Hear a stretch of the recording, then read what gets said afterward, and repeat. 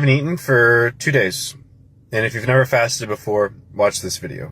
First, I'm going to give you a little bit of science to be able to convince yourself that this might be right for you. And second, I'm going to talk about a little bit of a personal story.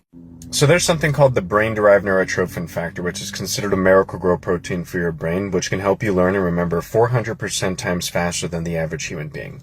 When we are constantly consuming sugar throughout the day, high sugar environment equal lower brain-derived neurotrophin factor. Your body is going to learn how to run on ketones, which is 2.1 times the mitochondrial function. A carbohydrate burns at the rate of 4, and a fat burns at the rate of 9. That is 2.1 times more energy for all of the cells in your body, including your brain. Now, I've personally intermittent fasted every single day, and sometimes at the beginning of every single month, I will not eat for 3 to 5 days. And fasting is going to be different for everybody. Some people will water fast, some people will have coffee, some people will have tea. If you're worried about losing muscle mass, you may take creatines and BCAAs. I personally only do coffee and tea on the very first days with a dash of salt. On the second days, I'll do teas with a little bit of dash of salt. And on the third day, I'll only do water.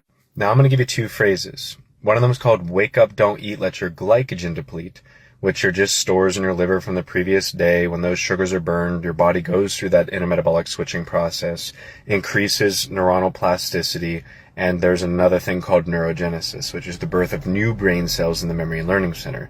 Neuroplasticity is just the formation of those brain cells.